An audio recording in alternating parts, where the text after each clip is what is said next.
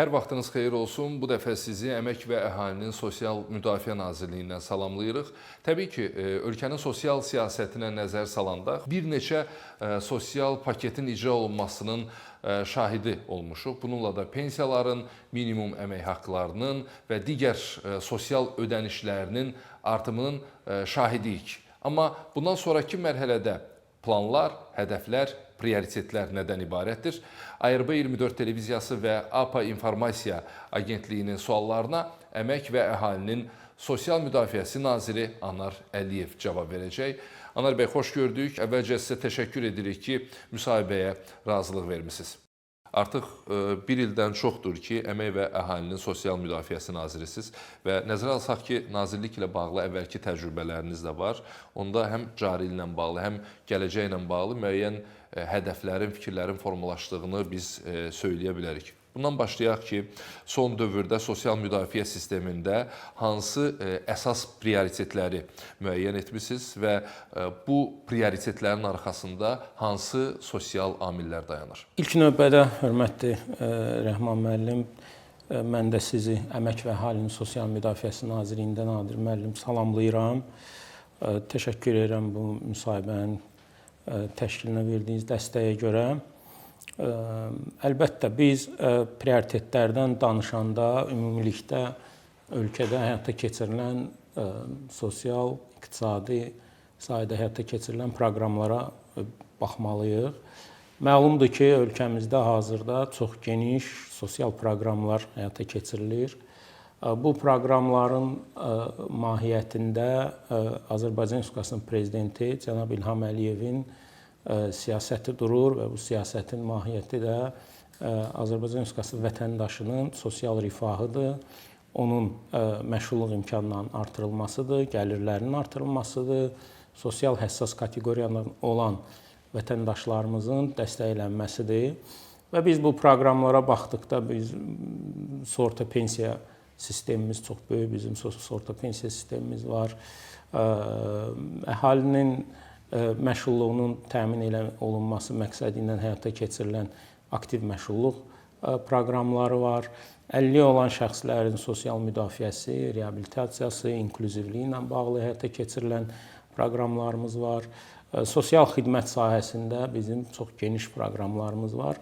Və bir qayda olaraq biz bu proqramlar arasında belə də ciddi bir ayrı-seçkilik aparmırıq. Amma o da təbiidir ki, müəyyən yaranmış vəziyyətdən, yaranmış şəraitdən və bir zaman dövründən asılı olaraq təbiidir ki, dövlət müəyyən məsələlərdə fokuslanır və müəyyən prioritetləri özü üçün müəyyən eləyir. Qeyd edeyim ki, sosial sistemdə də prioritetlər ölkə başçısı, hörmətli birinci vitse-prezident Mehriban xanım Əliyeva tərəfindən müəyyən olunur və Əmək və Əhalinin Sosial Müdafiəsi Nazirliyi tərəfindən də bu icra olunur. Əsas istiqamətimiz əlbəttə ki, bizim həyata keçirdiyimiz tədbirlərin mərkəzində hazırda şəhid ailələri və müharibə əhaliləri ilə əlaqədar görülən tədbirlər durur. Olduqca bu sahədə geniş tədbirlər həyata keçiririk. İşğaldan azad olunmuş ərazilərə böyük qayıdış, bu da bizim hazırda həyata keçirdiyimiz prioritet istiqamətlərdən biridir. Hər iki istiqamət ölkə rəhbərliyinin, xüsusən də ölkə başçısının daim diqqətindədir, diqqət mərkəzindədir. Eyni zamanda bilirsiniz ki, ölkəmizdə hazırda siz də qeyd etdiyiniz kimi sosial sahə ilə bağlı geniş islahatlar həyata keçirilir. Ötən müddət ərzində 18-ci ildən bu yana biz 5 böyük sosial islahat zərfini icra etmişik və bir prioritetlərimizdən də biri bax bu əhaliyə göstərdiyimiz xidmətlərin sosial ödənişlərin adekvatlığının təmin olunması ilə bağlıdır.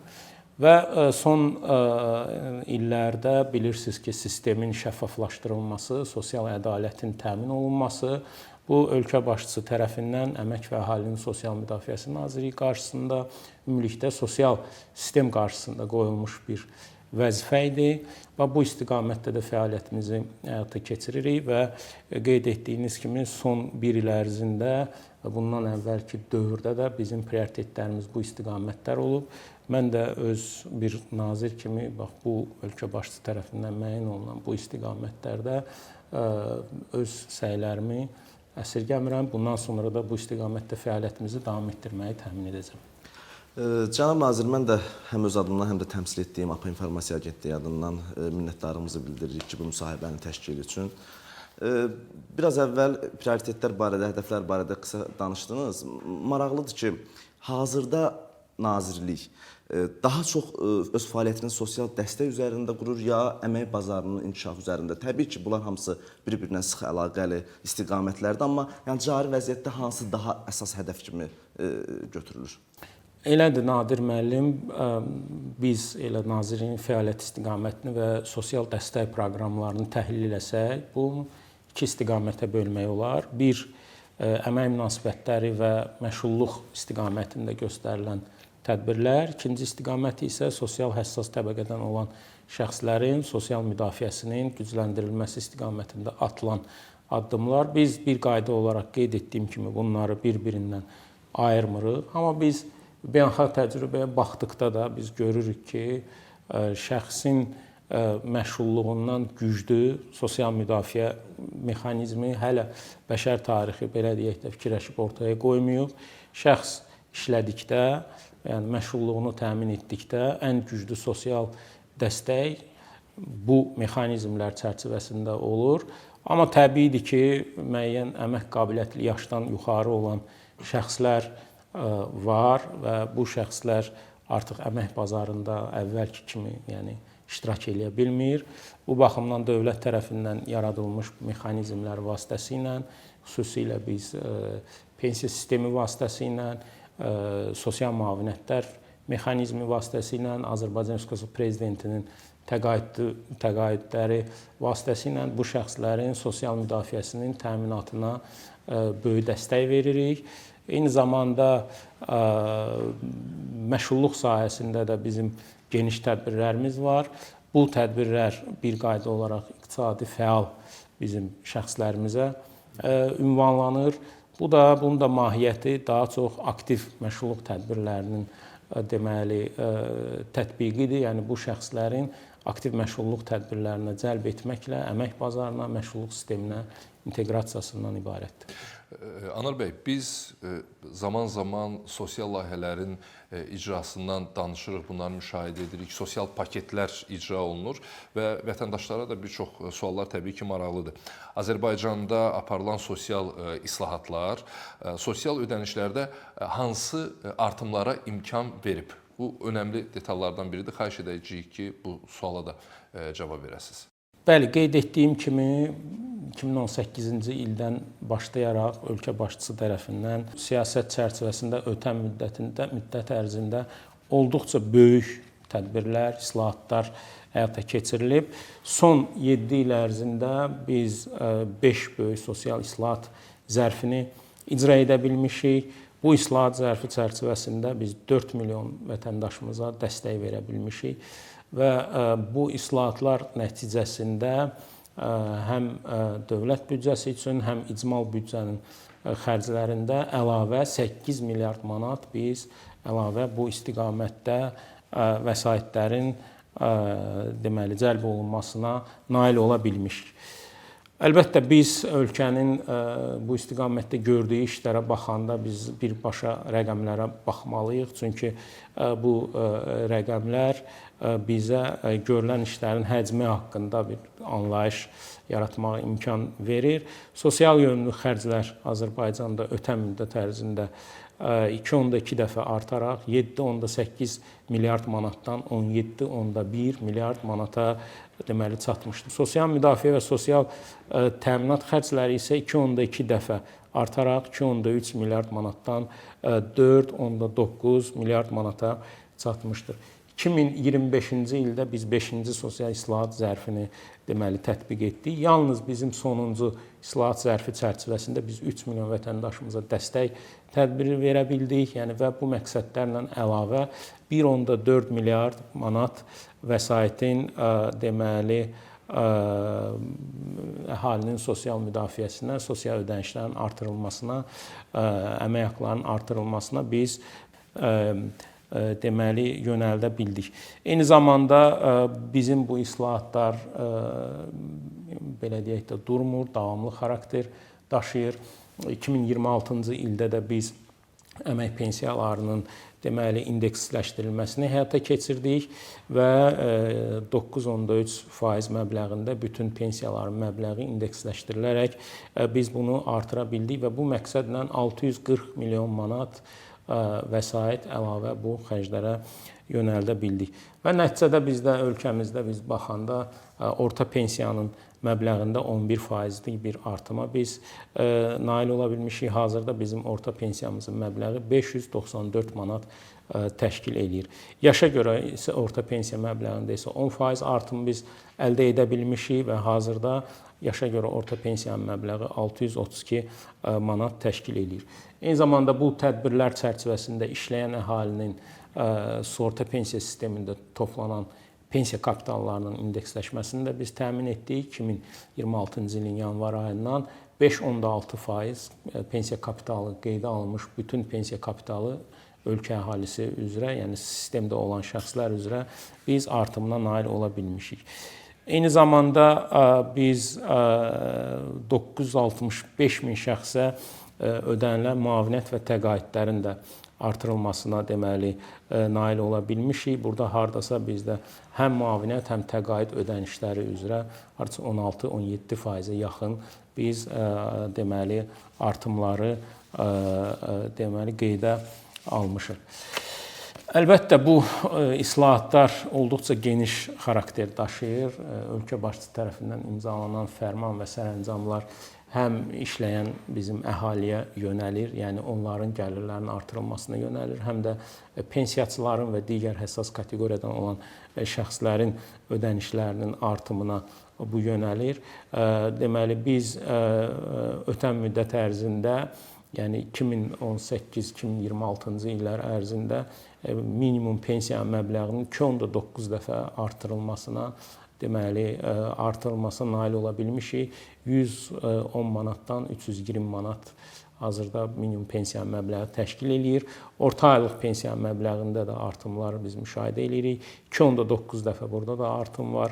Qeyd etdiyim kimi 208 manatdan 594 manata bizim orta aylıq pensiya məbləği deməli artırımlarını biz təmin edə bilmişik. Və bununla yanaşı biz sosial həssas kateqoriyalardan danışanda müavinət və təqaüd ödənişlərinə ayrılan illik vəsaitin məbləğini də bizdə 5 dəfəyədək bir artım biz burada görürük.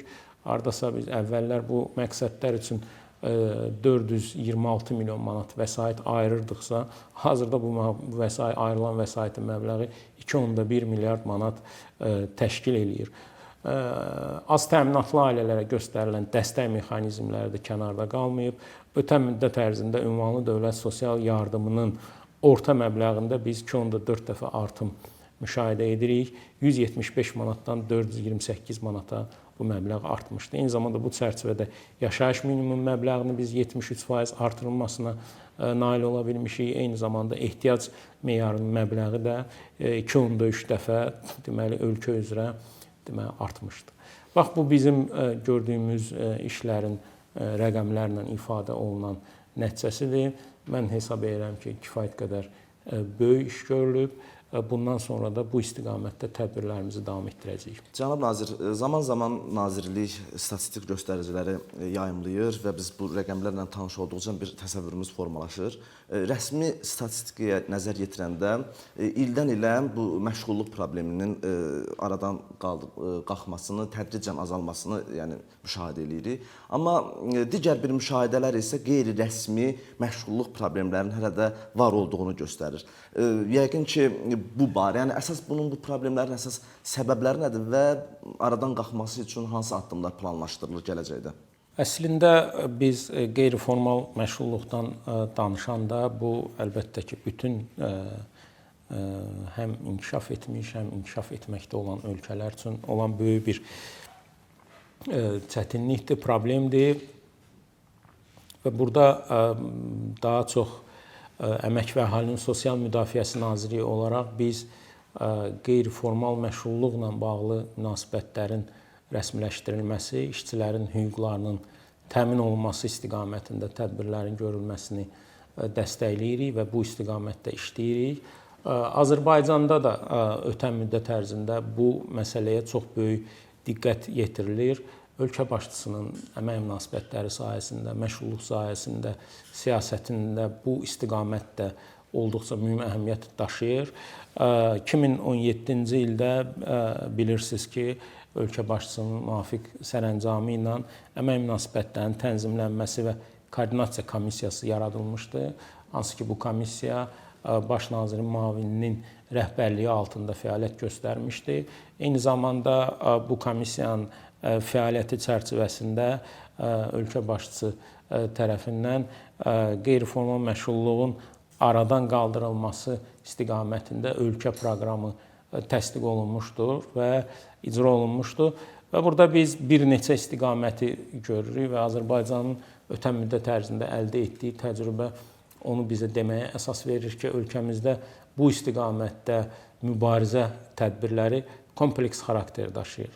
Yəni biz yalnız cəza tədbirləri ilə deyil, bu sahədə çox geniş maarifləndirmə tədbirlərinin həyata keçirilməsi, institusional tədbirlərin həyata keçirilməsi, stimullaşdırma ilə bağlı tədbirlərin həyata keçirilməsi kimi addımlar atılmışdır və Azərbaycanın əldə etdiyi bu təcrübə Beynəlxalq Əmək Təşkilatı tərəfindən də çox yüksək nümunəvi bir təcrübə kimi dəyərləndirilmişdir və biz yenə də rəqəmlərə baxdıqda biz görərik ki, bu görülən tədbirlər nəticəsində ölkədə əmək müqavilələrinin sayında 44%lik bir artım biz müşahidə edirik. Hardasa 580 mindən bir qədər çox biz əmək müqaviləsi sayında artım görürük. Özəl sektorda əmək müqavilələrinin sayında artım 2,1 dəfə təşkil etmişdi. Hardasa 450 minə yaxın özəl sektorda əmək müqaviləsi sayı artmışdı.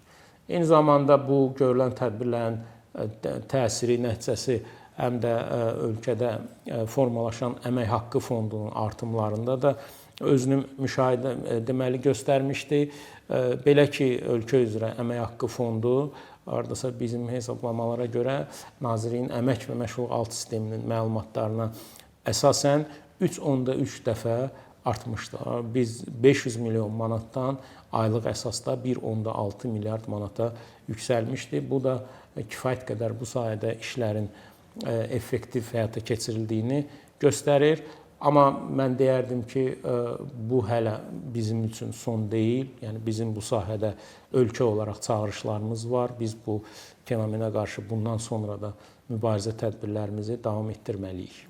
Anar bəy, qlobal miqyasda baş verən hadisələr fonunda beynəlxalq səviyyədə müxtəlif ölkələrdə biz işsizliklə bağlı problemlərin olduğunun şahidiyik və gəlin Azərbaycanda işsiz və iş axtaran şəxslərə dəstək məqsədi ilə Nazirliyin gördüyü işlərdən danışaq. Hansı formada dəstək olunur iş axtaranlara və işsizlərə? İşsizlik məsələsi bütün dövlətlər üçün aktual məsələdir və mən deyərdim, hər bir dövlətdə, hər bir hökumətdə gündəlik nəzarətdə olan məsələlərdən biridir. Əmək və Əhalinin Sosial Müdafiəsi Nazirliyi olaraq da bizim Nazirliyin tabeliyində Dövlət Məşğulluq Agentliyi fəaliyyət göstərir və həmin agentlik tərəfindən işsiz və iş axtaran kimi qeydiyyata alınan şəxslərə münasibətdə aktiv məşğulluq tədbirlərinin tətbiqi həyata keçirilir. Bu məsələ də deyərdim ki, ölkə başçısı tərəfindən bu məsələyə də çox böyük diqqət göstərilir. İşsiz şəxslərin sosial müdafiəsinin təmin olunması, onların aktiv məşğulluq tədbirlərinə cəlb olunması məqsədi ilə ölkə başçısı tərəfindən əməli tədbirlərin formalaşdırılması istiqamətində qərarlar qəbul olunub. Xüsusilə mən qeyd etmək istərdim ölkə başçısının 30 oktyabr 2018-ci il tarixli sərəncamı ilə təsdiq edilmiş 2019-2030-cu illərdə Azərbaycan Respublikasının məşğulluq strategiyasını qeyd etmək istərdim. Bu strategiyanın icrası çərçivəsində bilirsiniz ki, Azərbaycanda məşğulluq haqqında qanun yeniləndi. İşsizdən sığorta sisteminin 2018-ci ildən tətbiqinə başlanıldı və işsizdən sığorta fondunun biz yaradılmasına nail olduq. Məhz bu tədbirlər çərçivəsində hazırda Əmək və Əhalinin Sosial Müdafiəsi Nazirliyi işsiz şəxslərin sosial müdafiəsinin dəstək tədbirlərini həyata keçirir. Onların aktiv məşğulluq tədbirlərinə cəlb olunmasını təmin edir. 2018-2026-cı illərdə bax bu yaradılmış alətlər vasitəsilə biz 2.3 milyon Azərbaycan Respublikası vətəndaşlarına müxtəlif aktiv məşğulluq tədbirlərinə cəlb olunmasına nail ola bilmişik. Bunların içindən hardasa 900 minə yaxın şəxsin işə düzəlməsinə köməklik göstərə bilmişik. 60 minə yaxın şəxsin peşə hazırlığı kurslarına cəlb olunmasına nail ola bilmişik. İşsiz şəxslərin özünə məşğulluq təşkili proqramı da bizim məşğulluq sahəsində həyata keçirdiyimiz ən prioritet istiqamətlərdən biridir. Bu istiqamətdə biz hardasa 112 min şəxsin kiçik ailə təsərrüfatının yaradılmasına, mikro biznesin təşkil olunmasına geniş dəstək tədbirlərini deməli həyata keçirə bilmişik. Eyni zamanda ölkə başçısının tapşırıqları əsasında bilirsiniz ki, ölkəmizdə həssas kateqoriyadan olan şəxslərin müvəqqəti məşğulluğunun təmin olunması məqsədi ilə müvəqqəti xarakter daşıyan haqqı ödənilən ictimai işlər təşkil olunur. Bu işsizin dostu konsepsiyası çərçivəsində biz bunu təmin edirik və ötən müddət ərzində 120 minə yaxın şəxsin də bu proqram çərçivəsində müvəqqəti məşğulluğunun təmin olunması və bundan sonraki dövrdə isə əmək bazarına inteqrasiya edilməsi məqsədi ilə tədbirlərimizi həyata keçirmişik. Digər bir istiqamət isə Dünya Bankı ilə birlikdə həyata keçirilən işsiz şəxslərin özünə məşğulluğunun dəstəklənməsi proqramıdır. Biz artıq proqramın birinci fazasını başa çatdıra bilmişik. Hardasa 26-27 mindən yaxın şəxsin istehsal xidmət istiqaməti üzrə özünə məşğulluğunu bax bu Dünya Bankının proqramı çərçivəsində biz həyata keçirə bilmişik və ölkə başçısının tapşırığı əsasında 2025-2030-cu illəri əhatə edən məşğulluğa dəstək layihəsi 2 deməli proqramı da yenə də Dünya Bankı ilə birlikdə davam etdiriləcək və bu çərçivədə daha 30 min şəxsin, bax bu işsiz şəxslərin deməli özünə məşğulluğunun təşkilinə biz dəstək verəcəyik. Eyni zamanda işsizdən sığorta ödənişlərini də biz işsizdən sığorta fondu vasitəsilə deməli təmin edirik. Bu da passiv alət olsa da biz bu işsizlik riski ilə rastlaşmış şəxslərə bu sığorta ödənişlərini etməklə onların sosial müdafiəsini dəstəkləyirik və əmək bazarına qayıtması üçün onlara öz dəstəyimizi veririk. Cənab nazir, müşahidə edirik Qarabağda və Şərqi Zəngəzurda sürətli gedən bərpa quruculuq işlərini və böyük qayıdış çərçivəsində vaxtı ilə məcburi köçkün olmuş şəxslərin öz ata-baba yurtlarına qayıtmasını, belə demək mümkündürsə Qarabağa yenidən həyat qayıdır və insanların da orada tamamilə rahat şəkildə yaşaması üçün onların orada hansısa işlə məşğul olması, məşğulluq məsələsi çox olduqca vacibdir. Nazirliyin bu istiqamətdə hansı işlər görür və hansı planlar mövcuddur? Nadir müəllim, işğaldan azad olunmuş ərazilərimizə böyük qayıdış bizim hər birimizin mənəvi borcudur. Eyni zamanda Əmək və Əhalinin Sosial Müdafiəsi Nazirliyi olaraq bizim həm mənəvi borcumuz olması ilə yanaşı, bu da həm də bizim deməli vəzifə borcumuzdur və biz qayıdışın dayanıqlı qayıdışdan danışırıqsa, əlbəttə ki, ora qayıtmış şəxslərin dayanıqlı məşğulluğunun təmin edilməsi başlıca məsələlərdən, başlıca elementlərdən biridir. Əmək və Əhalinin Sosial Müdafiəsi Nazirliyi olaraq biz ərazilərə böyük qayıdışla bağlı həyata keçirilən proqrama geniş məşğulluq istiqamətində dəstək veririk. Bu dəstəyin mahiyyəti yenə də ərazilərə qayıdan keçmiş məcburi köçkünlərimizin həm qayıdışdan əvvəl, həm də qayıdışdan sonrakı dövrdə onların məşğulluq imkanlarının qiymətləndirilməsi, məşğulluq imkanlarının artırılması, işğaldan azad olmuş ərazilərdə iş yerlərinə onların düzəlməsində onlara üstünlük verilməsi, dəstək verilməsi, peşə hazırlığı kimi tədbirlərin tətbiq etməklə onların bilik və bacarıqlarının artırılması və həmçinin özünə məşğulluq proqramını da biz işğaldan azad olmuş ərazilərdə həyata keçiririk. Qeyd etdiyim kimi, həm köçdən əvvəl, həm də köçdən sonra biz keçmiş məcburi köçkünlərimizi aktiv məşğulluq tədbirləri ilə əhatə edirik. Bu praktiki olaraq belə özünü ehtiva edir ki, köçdən əvvəl müəyyən olunmuş siyahılar üzrə biz iş aparırıq. Bu şəxslərin hər biri ilə fərdi qaydada görüşürük, onların məşğulluq imkanlarını qiymətləndiririk və bu qiymətləndirmə nəticəsində onlar üçün uyğun olan aktiv məşğulluq tədbirlərinin onlara tətbiqi istiqamətində iş aparırıq. Köçdən sonrakı prosesdə də eyni qaydada artıq bilavasitə həmin ərazilərdə biz həmin şəxslərlə işi davam etdiririk, müəyyən olunmuş məşğulluq tədbirlərinə onların cəlb olunması üçün addımlar atırıq və bu prosesdə qeyd edeyim ki, bizə işə götürənlər bizim sosial tərəfdaşlarımızdır. Çox geniş bizə orada dəstək verirlər. Əsas hədəfimiz bizim işə götürənlərlə birlikdə həmin ərazilərdə yaradılan iş yerlərinə ilk növbədə qayıtmış şəxslərin həmin iş yerlərində deməli işlə təmin olunmasıdır. Yəni bizim qiymətləndirmələrimiz əsasında biz işə götürənlərlə iş aparırıq. İşə götürənin elan elədiyi o vakansiyalara uyğunluq məsələsi var. Yəni keçmiş məcburi köçkünlərin bilik, bacarığı həmin vakansiya üzrə iş yerlərinə uyğun olduqda, eyni zamanda o iş yeri də bizim keçmiş məcburi köçkünü qane etdikdə biz həmin şəxslərin həmin iş yerlərində işlə təmin olunması istiqamətində deməli addım ata bilirik. Eyni zamanda peşə hazırlığı məsələlərinə də biz orada çox böyük diqqət göstəririk. Ötən müddət ərzində biz keçmiş məcburi köçkünlərimizə son 3 il ərzində 6000-ə yaxın şəxsin deməli peşə hazırlığına cəlb olunmasına nail ola bilmişik ki, bu da onların həmin ərazilərdə, yəni işğaldan azad olmuş ərazilərdə yaradılan iş yerlərinə, bilik bacarıqlarının tətbiqinə və həmin iş yerlərinə belə deyək də iddialı olmalarına, uyğunluğunu təmin etməsinə biz deməli dəstək veririk. Bundan başqa bilirsiniz ki, hazırda işğaldan azad olunmuş ərazilərdə müəyyən stimullaşdırıcı deməli tədbirlər də həyata keçirilir. Bu ondan ibarətdir ki, işğaldan azad olunmuş ərazilərdə biz köçmüş mütəxəssislərə biz birdəfəlik müavinətlərlə onları təmin edirik.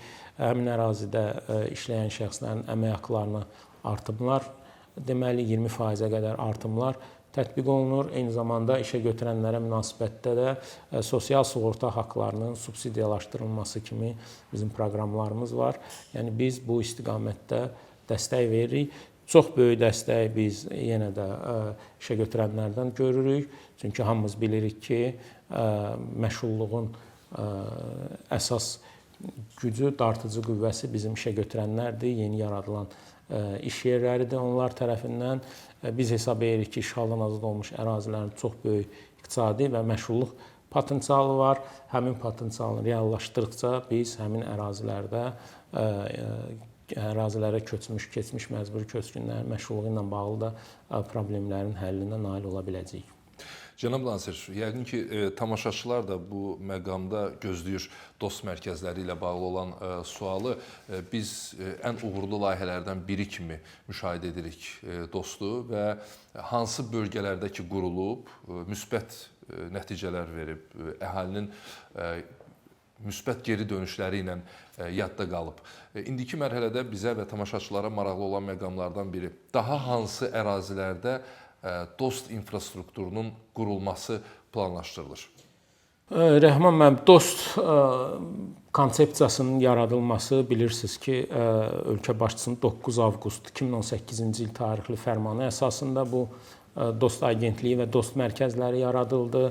Bu təşəbbüs hörmətli birinci vitse-prezident Mehriban xanım Əliyevaya məxsusdur və olduqca qısa müddət ərzində bu konsepsiyanın reallaşdırılmasını biz təmin edə bildik və bu da bilavasitə həm ölkə başçısı tərəfindən, həm də hörmətli Mehriban xanım tərəfindən bax bu konsepsiyanın icrasına verilən dəstək nəticəsində biz bunu reallaşdıra bildik və qeyd etdiyiniz kimi həqiqətən də DOST konsepsiyası həm ölkə daxilində, həm də beynəlxalq aləmdə çox geniş tanınmışdır. Ötən dövr ərzində Azərbaycanın DOST konsepsiyası Avropa Sosial Şəbəkəsi, deməli Beynəlxalq Sosial Təminat Assosiasiyası, Beynəlxalq Pensiya və Sosial Fondlar Assosiasiyası və digər mötəbər beynəlxalq əmək təşkilatı, Dünya Bankı kimi mötəbər beynəlxalq təşkilatlar tərəfindən yüksək qiymətləndirilib və 40-dək xüsusi mükafat və sertifikatların biz bu çərçivədə əldə olunmasına nail olmuşuq.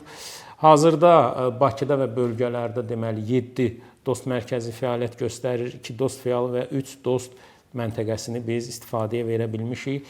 2030-cu ilə qədər biz planlaşdırırıq ki, bütün ölkəni DOST şəbəkəsi ilə deməli əhatə edə bilək. Hazırda DOST konsepsiyası çərçivəsində 4.3 milyon vətəndaşımıza biz deməli xidmətlər göstərə bilmişik və bu xidmətlərdən əhalinin məmnunluq səviyyəsi 98% üzərindədir. Onu da qeyd edeyim ki, biz DOST konsepsiyasını işğaldan azad olmuş ərazilərdə də tətbiq eləyə bildik. İlk dəfə biz Zəngilanın Ağalı kəndində ilk Smart DOST məntəqəsini istifadəyə verə bildik. Şuşada DOST deməli Dövlət Xidmətləri Mərkəzində DOST konsepsiyasını təmin eləyə bilmişik. Yəni biz orada xidmətləri təşkil eləyə bilmişik. Füzulidə, Tərtərdə biz bax bu xidmətlərin təşkilini təmin edə bilmişik. Hazırda sizin suala cavab olaraq bildirim ki, Naxçıvan Muxtar Respublikasında Quba, Sabirabad, Sumqayıt, Gəncə, Masallı və bir sıra digər rayonlarımızda bizim hazırda DOST mərkəzlərinin və DOST filiallarının layihələndirilməsi və tikintisi istiqamətində işlər davam edir. Qeyd etdiyim kimi 2030-cu ilə qədər biz bu DOST konsepsiyasının bütün ölkədə nail olunmasını özümüz üçün belə də hədəf kimi müəyyən etmişik və inanırıq ki, biz bu hədəflərə çata biləcəyik. Məşğulluqla bağlı bir sıra məqamlara toxunduq, amma maraqlı olan tərəf odur ki, hazırda mövcud olan məşğulluqla bağlı bəzi problemlər və cari vəziyyət təkcə Əmək və Əhalinin Sosial Müdafiəsi Nazirliyinin öhdəsindən düşən məsələlər deyil, həm də paralel olaraq digər qurumların da bu məsələ ilə bağlı yəqin ki, hansısa istiqamətləri var, siz də onlarla əməkdaşlıq edirsiniz. Maraqlıdır, məsələn, götürək elə Elm və Təhsil Nazirliyi, ixtisas sahə məsələləri və yaxud Kənd Təsərrüfatı Nazirliyi, regionda məşğulluq məsələləri. Maraqlıdır, bu tərəfdaşlıqlar hansı istiqamətdədir və nələr hədəflənir gələcəkdə? Elədir, məşğulluq məsələləri yalnız sosial məsələ deyil, böyük həcmdə iqtisadi məsələdir və iqtisadiyyatın birbaşa sektorları ilə bağlıdır. Amma burada mən bir məsələni qeyd eləmək istəyərdim. Əmək və Əhalinin Sosial Müdafiəsi Nazirliyi olaraq biz burada həm işə götürənlərlə, həm də işsiz və iş axtaran şəxslərlə iş aparırıq. Bizim əsas işimizin mahiyyəti məşğulluqla bağlı bizim işə götürənlərlə işin aparılmasıdır. Qeyd etdiyim kimi bizim işə götürənlər bizim ən böyük sosial tərəfdaşımızdır. Yəni iş yerlərinin yaradılması həmin bizim o sosial tərəfdaşlar tərəfindən təmin olunur və bizim Dövlət Məşğulluq Agentliyi olaraq biz 18-ci ildən bu yana çox böyük transformasiyaya biz məruz qalmışıq. Yəni bu transformasiyanın da mahiyyəti ondan ibarətdir ki, biz inzibati modeldən xidmət modelinə, məşğulluq məsələlərindən keçid edə bilmişik. Yəni bizim bu gün Dövlət Məşğulluq Agentliyi bizim işə götürənlərə daha çox bilikli, bacarıqlı, yüksək kvalifikasiyalı işçi qüvvəsinin tapılmasına və iş yerlərində o şəxslərin deməli yerləşdirilməsində istiqamətində fəaliyyət göstərir. Eyni zamanda işçi qüvvəsinə münasibətdə isə bu işçi qüvvəsinin potensialının reallaşmasına, onların peşə hazırlığı tədbirləri vasitəsilə beynəlxalq əmək bazarının tələb və standartlarına cavab verən işçi qüvvəsinin formalaşması istiqamətində biz iş aparırıq. Burada bizim əsas fəaliyyət istiqamətlərimizdən də biri peşə hazırlığı tədbirlərlə yanaşı peşə standartlarının və kvalifikasiya standartlarının hazırlanmasıdır. Biz hardasa indiyə qədər 1600-ə yaxın peşə və kvalifikasiya standartının hazırlanmasına deməli nail olmuşuq.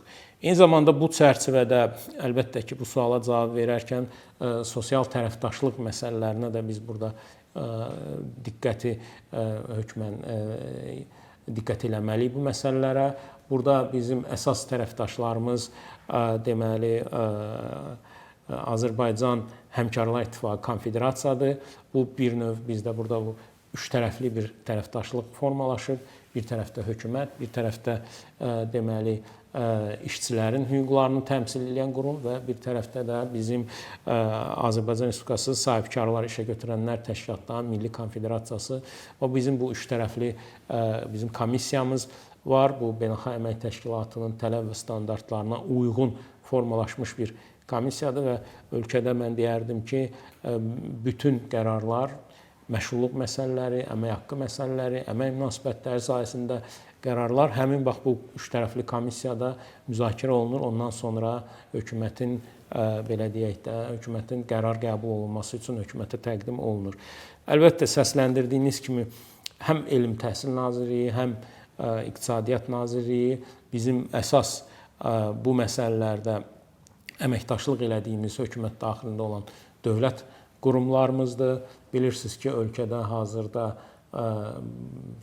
sosial dəstək proqramları ilə yanaşı biznesə dəstək proqramları da həyata keçirilir. Bu çərçivədə sənaye parklarının, sənaye məhəllələrinin, aqroparklarının yaradılması kimi proqramlar həyata keçirilir və bu proqramlar çərçivəsində bizim əməkdaşlığımızın yenə də məqsədi və mahiyyəti bizim işə götürənlər üçün lazım olan, tələb olunan işçi qüvvəsinin formalaşdırılması və onlara təqdim olunmasından ibarətdir. Bu istiqamətdə də biz həm bizim bax bu adını çəkdiyim həmkar qurumlarımızla çox geniş deməli əməkdaşlığımız mövcuddur. Nazirliklə bağlı ən çox gündəmdə olan və düşünürəm ki, ən çox müraciət olunan məsələlərdən biri ünvanlı sosial yardım mexanizmi ilə bağlıdır. Biz bu sahədə də bir sıra islahatların şahidi oluruq. Amma bəzi az təminatlı ailələr var ki, onlar bu əlçatanlıqdan bəzən və yaxud o sosial ödənişi əldə edə bilmədiklərindən narazıdırlar. Sizcə bu problemlərin, bu narazılıqların kökündə nə dayanır və nazirlik ünvanlı sosial yardıma əlçatanlığın artırılması istiqamətində hansı işlər görür və planlaşdırır? İlk növbədə onu qeyd edeyim ki, ünvanlı dövlət sosial yardımı proqramı Azərbaycanda az təminatlı ailələrin sosial müdafiəsinə yönəlmiş proqramdır. Bu çərçivədə biz hazırda 80 min ailəyə, yəni hardasa bu 350 minə yaxın şəxsdir, dəstək veririk. Hazırda deməli ünvanlı dövlət sosial yardımının orta məbləği 400 ailəyə düşən orta məbləği 428 manat təşkil eləyir. Ötən müddət ərzində biz bu rəqəmin hardasa 2.4 dəfə deməli bu rəqəm artmışdı. 175 manatdan 428 manata çatmışdı və mən çıxışımın əvvəlində də qeyd elədim, biz ehtiyac meyarının məbləğinin də ötən müddət ərzində 130 manatdan 300 manat məbləğində müəyyən olunub. Eyni zamanda deməli yaşayış minimumunda da biz ciddi artımları təmin edə bilmişik. Yəni mən bu rəqəmləri niyə görə deyirəm? Yəni biz ünvanlı dövlət sosial yardımı proqramı çərçivəsində bu ödənişin, yəni yardımın adekvatlığını istiqamətində, yəni ciddi dinamikanı, yəni yaxşı müsbət dinamikanı görürük. O ki qaldı yardımın əlçatanlığı məsələsinə. Əlbəttə düzgün qeyd eləyirsiniz ki, bu istiqamətdə müəyyən tədbirlər görülüb. Hazırda bilirsiniz ki, bu yardımın təyin olunması elektron şəkildə həyata keçirilir və hər bir ailə nazirlik tərəfindən qiymətləndirilir bu yardıma uyğunluğu baxımından. Və bu elektron qiymətləndirmədən sonra biz hər bir ailənin maddi məişət şəraitinin müayinəsini deməli həyata keçiririk və orada da hökumət tərəfindən müəyyən edilmiş meyarlar var. Həmin meyarlara uyğunluğu, ailə tərəfindən uyğunluğunu biz yerində yoxlaya bilirik. Və ötən müddət ərzində mən onu deyə bilərəm ki, bax bu əlçatanlıq məsələlərində də biz xeyli addımlar atmışıq. Ünvanlı yardım alt sisteminin yeni versiyasını hardasa 2 il bundan əvvəl biz istifadəyə verə bilmişik. Xeyli həcmdə həmin proqramın elektronlaşmasına biz nail ola bilmişik. Yəni bu günləri şəxs haqqında məlumatlar aidiyyatı dövlət orqanlarının elektron informasiya bazalarında varsa, biz həmin məlumatları həmin şəxsdən artıq tələb etmirik, həmin məlumatları əldə edirik. Eyni zamanda bir sıra hallarda ünvanlı sosial yardımın müddəti bitdiyi təqdirdə biz elektron sistemlər üzərindən baxırıq ki, həmin şəxsin gəlirlərində və ailə vəziyyətində dəyişiklik biz müşahidə etmiriksə, onun konkret halları var. Həmin hallarda artıq biz həmin ünvanlı yardımı proaktiv qaydada uzadılmasına da deməli nail olmuşuq. Yəni bu addımlar da atılır. Əlbəttə, bu hər bir proqramın özünün bir şərti var. Bu şərtlərə cavab verməyən ailələrə, şəxslərə sistem üzərindən deməli müəyyən imtinalar verilir və mən sizi onunla bir mənalı şəkildə əmin eləyə bilərəm ki, bütün bu şikayətlər, bütün narazılıq halları Əmək və Əhalinin Sosial Müdafiəsi Nazirinin qurumları tərəfindən yerində araşdırılır. Hər bir şikayətə biz diqqətlə baxırıq və əgər şəxsin hüququ yarandığı təqdirdə biz həmin şikayətləri təmin edib bu şəxslərin proqrama belə deyək də iştirakını təmin edirik. Hazırda qeyd etdiyim kimi 80 minə yaxın ailə, hardasa bu 350 min şəxsdir, hazırda bu proqramda iştirak eləyir. Ölkə dövlət büdcəsi vasitəsilə də bu proqramın icrasına arası 450 milyon manatdan çox hər il maliyyə vəsaiti ayrılır. Yəni biz 450 milyon manatdan bir qədər çox məbləği bax bu proqramın icrasına yönəldirik. Bu arada minimum əmək haqqı mövzusuna da toxunmaq istəyirəm. Çünki Azərbaycanda vətəndaşların ən çox maraqlandığı məsələlərdən biri də məhz budur. Hazırda Azərbaycanda minimum əmək haqqı 400 manatdır və minimum əmək haqqının artırılması üçün hansı işlər görülür? Bir də hər dəfə minimum əmək haqqının artırılması müşahidə olunanda bu özəl sektora necə təsir göstərir? Ümumiyyətlə təsir göstərirmi və prosesə nəzarət etmək mümkündürmü? Xüsusən də özəl sektordan. Rəhman müəllim, indiyə qədər icra olunmuş bütün sosial paketlərdə, yəni 5 sosial paketin hər birində minimum əmək haqqının artırılması ilə bağlı ölkə başçısı tərəfindən qərar deməli qəbul olunub. Qeyd etdiyim kimi 3.1 dəfə minimum əmək haqqı ötən müddət ərzində artıb 130 manatdan 400 manata hazırda təşkil eləyir minimum əmək haqqının məbləği. Minimum əmək haqqı öz mahiyyətinə görə universal sosial bir standartdır. Yəni tam iş vaxtı üzrə çalışan şəxslərə minimum əmək haqqı məbləğindən aşağı məbləğdə əmək haqqının ödənilməsinə qanun icazə vermir. Biz bu standartın tətbiqinə demək olar ki, həftəlik əsasda nəzarət eləyirik. Əmək və məşğulluq alt sistemi bizə bu imkanları yaradıb. Bu proses tam elektron şəkildə həyata keçirilir. Biz öz monitorinq tədbirlərimiz çərçivəsində minimum əmək haqqıdan aşağı əmək haqqı alan deməli şəxsləri müəyyən etdikdə onların işə götürənlərinə müvafiq maarifləndirici bildirişlər göndəririk, nəzarət tədbirlərini tətbiq eləyirik və bu çərçivədə bax bu sosial əsas qrupların müdafiəsinə öz dəstəyimizi veririk. Qeyd etdiyim kimi minimum əmək haqqı universal sosial bir alətdir. Bu həm dövlət sektoru üçün deməli aktualdır, həm də özəl sektor üçün aktualdır. Bizim sonuncu 5-ci sosial islahat paketi çərçivəsində minimum əmək haqqı artımları hardasa 700 minə yaxın deməli həm dövlət sektorunda, həm də özəl sektorda çalışan şəxslərə bu artımlar şamil olunmuşdur. Dövlət sektorunda bu belədir də, yəni orada bizdə vahid tarif cədvəli üzrə deməli pillələr var. Ən aşağıda olan pillədə məbləğ artdıqca bu bütün pillə üzrə artımları təmin eləyir. Özəl sektorda da deməli mexanizm aşağı-yuxarı eyni qaydada, yəni fəaliyyət göstərir. Ümumiyyətlə minimum əmək haqqının artımları ölkədə orta aylıq əmək haqqı artımlarına çox müsbət təsir göstərir. Aşağı gəlirli işçilərin sosial müdafiəsinin güclənməsinə müsbət təsir göstərir. Biz bunları müşahidə edirik.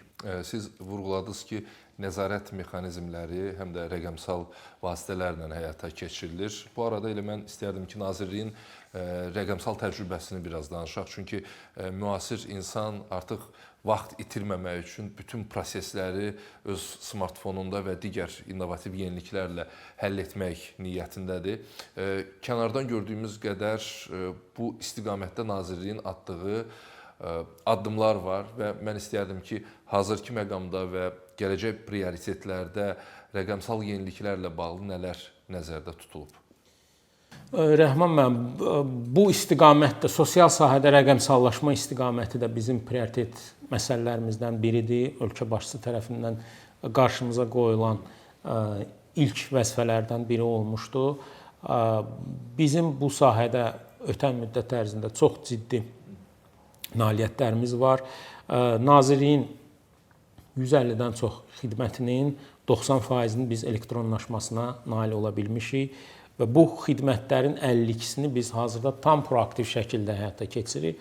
Proaktivləşmə nədir? Yəni vətəndaş Nazirliyin qurumlarına, Nazirliyə müraciət etmədən onun hansısa hüquqları, sosial hüquqları yaranırsa, bizim sistemlər həmin hüquqların yaranma anını müəyyən edir və bilavasitə o sosial ödənişlər, pensiya olsun, müavinət olsun, təqaüd olsun, bu ödənişlərin təyinatını artıq elektron həyata keçirir və vətəndaşın mobil telefonuna SMS gedir ki, sizə bax bu ödənişlər təyin olunub və bank kartınızı bankdan götürə bilərsiniz. Ümumilikdə Nazirliyimizin 18 alt sistemdən ibarət və 4 reyestrdən ibarət mərkəzləşdirilmiş elektron informasiya sistemi var. Çox böyük, geniş bir sistemdir. 80-ə yaxın qurum bu sistemlərə deməli inteqrasiya olunub. Bilirsiniz, elektronlaşma, rəqəmsallaşma həm də bizə böyük həcmdə sistemdə şəffaflığı təmin etməyə imkan verir. Müxtəlif sui-istifadə hallarına qarşı mübarizə tədbirlərini həyata keçirməyə imkan verir və bu çərçivədə biz Nazirlik olaraq ölkəmizin sosial reyestri deyilən bu e-sosial portalının deməli hazırlanmasına və tətbiqinə ötən müddət ərzində nail olmuşuq. Bu portal vasitəsilə bu günləri Azərbaycan vətəndaşları öz sosial hüquqlarının reallaşmasını, necə reallaşmasını onun üzərindən deməli görə bilirlər. Bazı Nazirliyin deməli informasiya sistemləri ölkə başçısının tapşırıqlarına uyğun olaraq MyGov platformasına ilk inteqrasiya olan biz dövlət qurumlarından biriyik. E-sosial mobil tətbiqi də biz istifadəyə vermişdik və ölkə başçısının bu rəqəmsallaşma ilə bağlı son iclasda verdiyi tapşırıqlardan sonra bizim deməli MyGov deməli mobil tətbiqimiz, e-sosial mobil tətbiqi artıq bundan sonra MyGov mobil tətbiq üzərindən may ayının 1-dən başlayaraq biz burada da keçidi edəcəyik. Ümumilikdə isə onu qeyd edeyim ki, sosial sahədə rəqəmsallaşma Nazirliyimiz üçün ən prioritet məsələlərdən biridir. Biz növbəti dövrdə də bu istiqamətdə addımlarımızı atacağıq. Ölkədə əlilliyi olan şəxslərin sosial həyatına xüsusi həssaslıqla yanaşır. Biz bunun şahidi oluruq. Hazırda əlilliyi olan şəxslərin əmək bazarına inteqrasiyası istiqamətində hansı işlər görülür və ümumi nəticələr sizi şəxsən qane eləyirmi? Nadir müəllim, əlilliyi olan şəxslərin hüquqlarının təminatı, bəli, Əmək və Əhalinin Sosial Müdafiəsi Nazirliyinin əsas vəzifələrindən biridir. Olduqca həssas kateqoriyadır. Ötən müddət ərzində bu kateqoriyada olan şəxslərin sosial müdafiəsinin təmin olunması üçün xüsusən sosial ödənişlərin artırılması istiqamətində ciddi addımlar atılıb. Hər bir sosial paketin icrasında bu kateqoriyaya biz dəstək vermişik, yaddan çıxartmamışıq və bundan sosial ödənişlərin artımlarını biz təmin etmişik. Əlbəttə, əlilliyi olan şəxslərin əmək bazarına qaytarılması, əmək bazarında iştirakının stimullaşdırılması da bizim üçün prioritet vəzifələrdən biridir. Əlilliyi olan şəxslərin hüquqları haqqında qanunda, əmək məcəlləsində bu şəxslərin əmək hüquqlarının, məşğulluq hüquqlarının reallaşdırılması istiqamətində orada xüsusi normalar, xüsusi tədbirlər var. Biz həmin tədbirlərin icrasına nəzarəti təmin edirik. Eyni zamanda Dövlət Məşğulluq Agentliyi tərəfindən də əlilliyi olan şəxslərin işlə təminatı istiqamətində müxtəlif aktiv məşğulluq tədbirləri həyata keçirilir. 2025-ci ildə biz deyə bilərik ki, hardasa 6000-ə yaxın belə şəxsin işə düzəlməsinə biz dəstək ola bilmişik. Eyni zamanda işsiz şəxslərin özünə məşğulluğunun təşkili proqramında da əlilliyi olan şəxslər bizim üçün prioritet kateqoriya təşkil eləyir və bu çərçivədə də hardasa biz 2025-ci ildə 1300 şəxsin deməli bu proqrama cəlb olunmasını, əlilliyi olan şəxsin bu proqrama cəlb olunmasını təmin edə bilmişik. Peşə hazırlığı tədbirləri çərçivəsində də biz bu istiqamətdə tədbirlərimizi davam edirik. 500 şəxsin 2025-ci ildə peşə hazırlığına biz dəstək vermişik. Bilirsiniz ki, hörmətli birinci vitse-prezident Mehriban xanım Əliyovanın təşəbbüsü ilə İnklüziv İnkişaf və Yaradıcılıq Mərkəzi Əmək və Əhalinin Sosial Müdafiəsi Nazirliyinin nəzdində fəaliyyət göstərir. Həmin mərkəz tərəfindən də orada müxtəlif istiqamətlərdə emalatxanalar təşkil olunub. Həmin emalatxanalarda biz əlilliyi olan şəxslərin əmək bazarına inteqrasiyası istiqamətində xüsusi kurslar tətbiq etmişik. Bu kurslar vasitəsilə də onların bilik və bacarıqlarının artırılmasını təmin edirik. Ümumilikdə bizim fəaliyyət istiqamətlərimizdən, əsas fəaliyyət istiqamətlərimizdən biri eyni zamanda məşğulluq sahəsində göstərdiyimiz xidmətlərdə əlilliyi olan şəxslər prioritet kateqoriyadır. Biz o şəxslərin məşğulluğunun təmin olunmasına hər zaman dəstək verməyə hazırıq. Mövzunu istəyərdim davam etdirim biraz fərqli istiqamətdə. Çünki müharibə ilə əlaqəli əlilliyi olan vətəndaşlarımızdan da danışmalıyıq. Şəhid ailələrinə, sosial dəstək tədbirlərindən də danışmalıyıq. Ümumiyyətlə Vətən müharibəsində qalib gəldikdən sonra bu məsələlərin tənzimlənməsi, proseslərin icra olunması necə həyata keçirilir? Əlimizdə bir rəqəmmi deyək, nəticələrmi deyək, varmı? Rəhman müəllim, qeyd etdiyim kimi Nazirliyimiz üçün ən prioritet məsələlərdən biri bu şəhid ailələri, müharibə səbəbindən əlilliyi müəyyən olmuş şəxslər, müharibə veteranlarla iş ən prioritet istiqamətlərdən biridir. Və bu istiqamətdə də ölkə başçımızın tapşırıqları əsasında geniş sosial dəstək proqramları Nazirliyimiz tərəfindən həyata keçirilir. Onu da qeyd edeyim ki, Vətən müharibəsindən sonraki dövrdə Nazirliyimiz tərəfindən şəhid ailələrinin dəstəklənməsi, müharibə əlillərinin dəstəklənməsi istiqamətində xeyli tədbirlər həyata keçirilib. Rəqəmlərlə biz buna baxsaq, biz 132 min unikal şəxsə 424 min müxtəlif xidmətlərlə bu şəxsləri təmin edə bilmişik. O cümlədən 106 min şəxsə müxtəlif deməli sosial ödəniş təyinatları ilə bağlı 120 min xidmət göstərmişik. Vətən müharibəsindən sonraki dövrdə şəhid ailələrinə və müharibə əlillərinə edilən sosial ödənişlərin məbləğinin 2 dəfə deməli artırılmışdır. 25.6 min şəxsə müxtəlif birdəfəlik ödənişlər, sığorta ödənişləri həyata keçirilmişdir.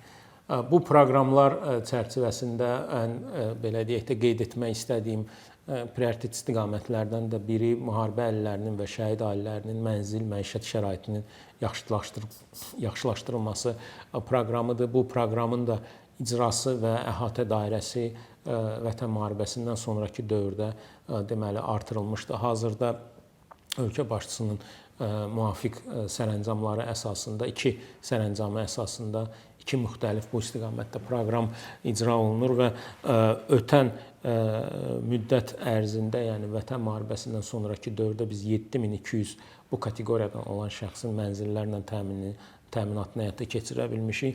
Ümumilikdə isə 16 min biz müharibə deməli əlillinə və şəhid ailə üzvünə mənzillərin təminatını həyata keçirmişik. Bu kateqoriyadan olan şəxslərin avtomobillərlə təminatı istiqamətində də biz iş aparmışıq. Ötən müddət ərzində 7.7 min şəxsin deməli biz avtomobillərlə təminatını həyata keçirmişik. Müharibədən sonraki dövrdə isə hardasa 500 70-ə yaxın şəxs avtomobillərlə təmin edə bilmişik.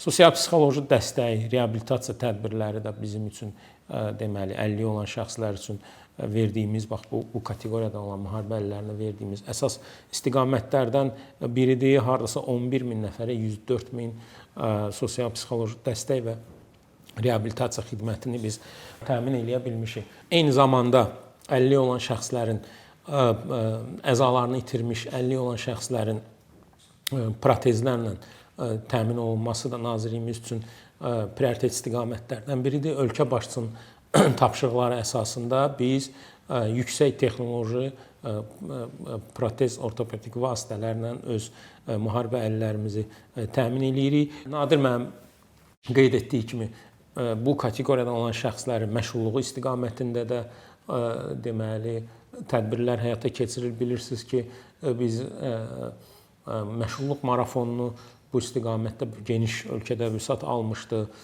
icra etmişik. Ümumilikdə isə ötən müddət ərzində 30 minə yaxın şəhid ailə üzvünün və müharibə əlilinin aktiv məşğulluq proqramlarına cəlb olunmasına biz nail olmuşuq. Bu çərçivədə işsiz şəxslərin özünə məşğul təşkili proqramı da bizə böyük burada imkanlar yaradıb. 13.5 min şəxsin bu işsiz şəxslərin özünə məşğulluq proqramına cəlb olunmasına təmin edə bilmişik. Qeyd etdiyim kimi bu kateqoriyadan olan şəxslərin hüquqlarının təminatı bizim üçün ən vacib və ən deməli prioritet məsələlərdən biridir. Biz bundan sonra da bu istiqamətdə tədbirlərimizi davam etdirəcəyik. Cənab nazir, bu sağlamlıqla bağlı məsələlər insanların həyat mərkəzində olduğuna görə tibbi sektorla bağlı dəyişikliklər də xüsusi müzakirələrlə qarşılanır. Bildiyimiz kimi Prezident İlham Əliyevin 2026-cı il 19 mart tarixli fərmanı ilə İcbari Tibbi Sığorta üzrə Dövlət Agentliyinin icbari tibbi sığorta ilə bağlı səlahiyyətləri Əmək və Əhalinin Sosial Müdafiəsi Nazirliyinə tabe edildi. Ümumiyyətlə, o fərmanın istərdim biraz şərh eləyək və fərmanın icrası ilə bağlı hansı işlər görülür? Ümumiyyətlə, icbari tibbi sığorta sahəsindəki fəaliyyətin təkmilləşdirilməsi bizə nə vəd edir? Nadir müəllim, olduqca aktual hazırda məsələlərdən biridir və Nazirliyimiz üçün yeni çağırış kimi mən bunu qiymətləndirmək istəyirəm. İlk növbədə onu qeyd eləmək istəyirəm ki, çox böyük Əmək və Əhalinin Sosial Müdafiəsi Nazirliyi sisteminə ölkə başçısı tərəfindən etimad göstərilib.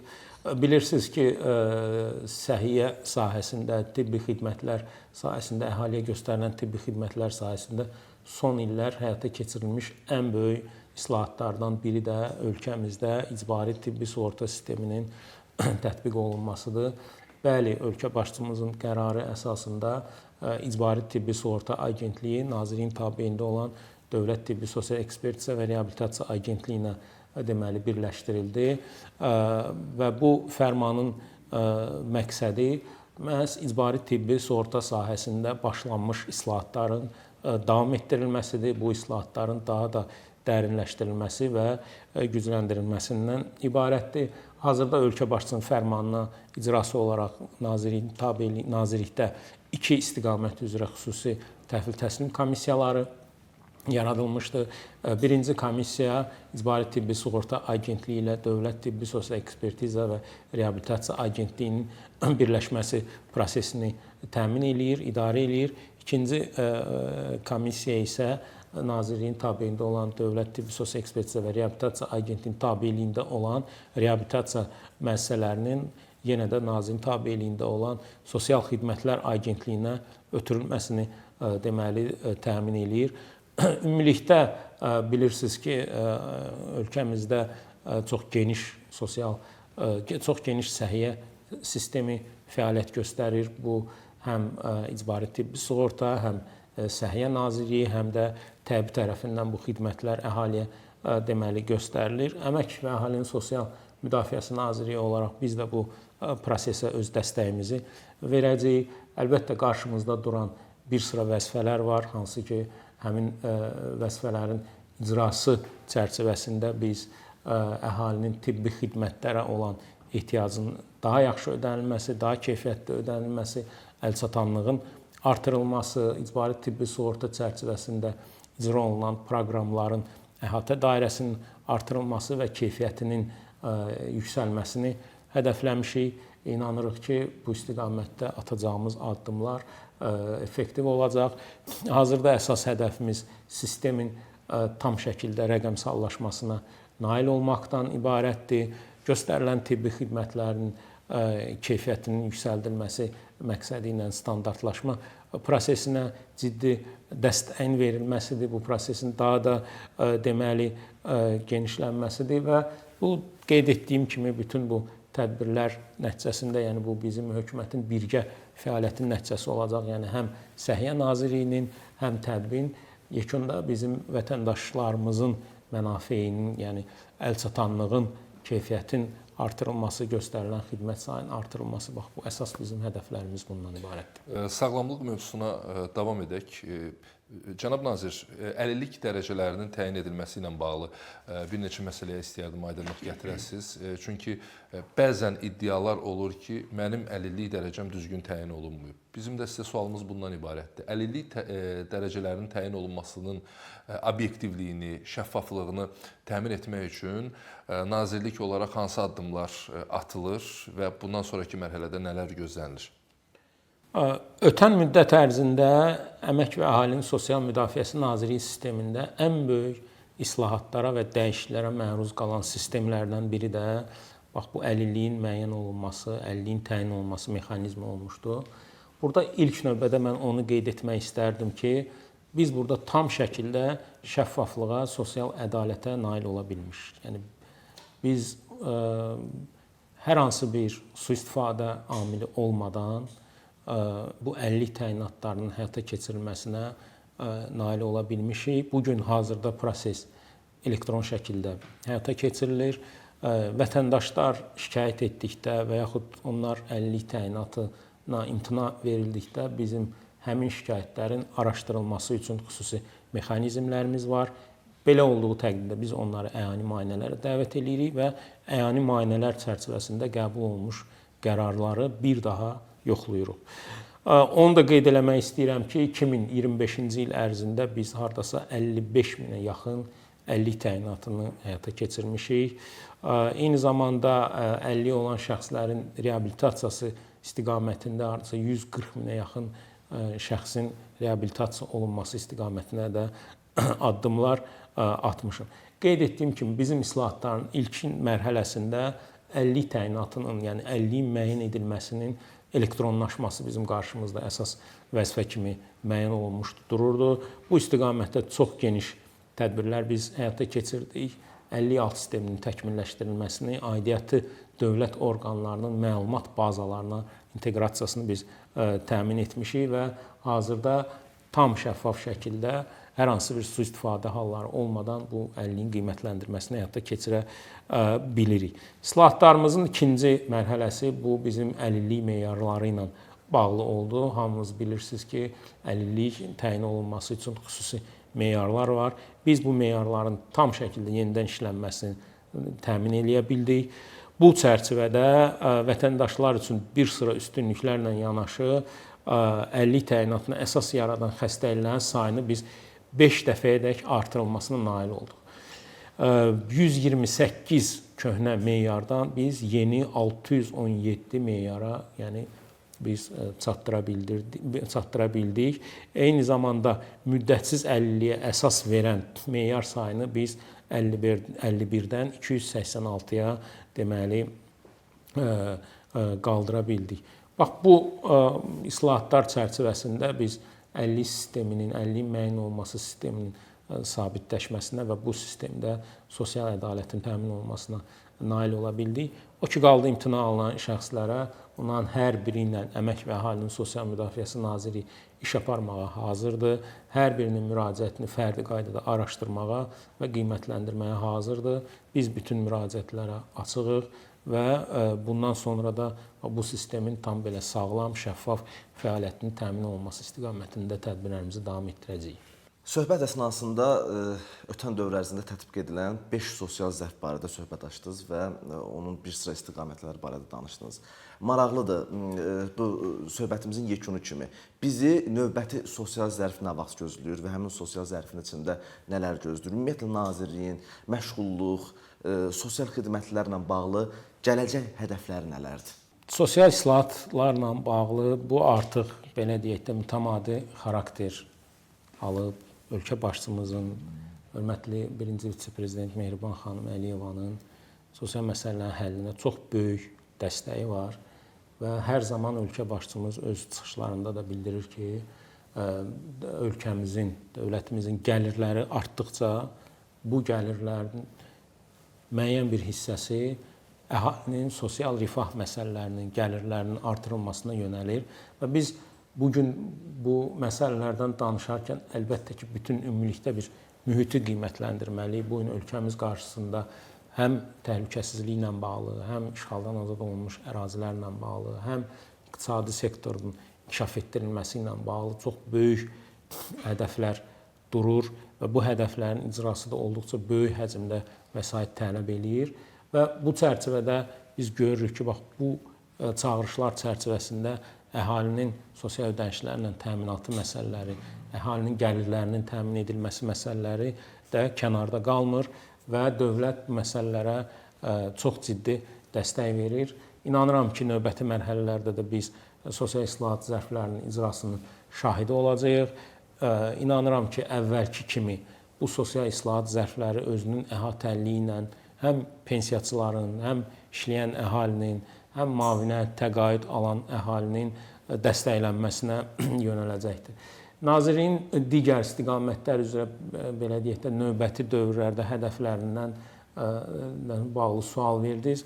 Biz danışdığımız məsələlər, yəni elə söhbətimizin əvvəlində olan məsələlər yenə də şəffaflığın təmin olunması, xidmətlərin əlçatanlığının təmin olunması, dost konsepsiyasının növbəti dövrdə bütün ölkəni əhatə etməsi, işğaldan azad olunmuş ərazilərimizə böyük qayıdış proqramının icrası, bilirsiniz ki, 2027-2030-cu illərdə ikinci dövlət proqramı üzərində deməli hazırda iş aparılır. Eyni zamanda ölkəmizin 2027-2030-cu illərdə sosial-iqtisadi inkişafı dövlət proqramının layihəsi üzərində iş aparılır. Bax, bu dövlət proqramlarının icrası da nazirliyimiz üçün prioritet istiqamətlərdən biri olacaq. Rəqəmsallaşmadan biz danışdıq. Bu istiqamət növbəti dövrlərdə də əsas prioritet istiqamətlərimizdən biri olacaq. İşsizdən sığorta sisteminin möhkəmləndirilməsi, daha da inkişaf etdirilməsi nazirliyimiz qarşısında duran əsas bax bu prioritet istiqamətlərdən olacaqdır. Cənab nazir, müsahibəyə razılıq verdiyiniz üçün sizə təşəkkür edirik. Suallarımıza cavab verdiniz. Həmkarıma da minnətdaram. Uğurlar. Təşəkkür edirəm. Mən də sizə minnətdaram. Çox xoş oldu.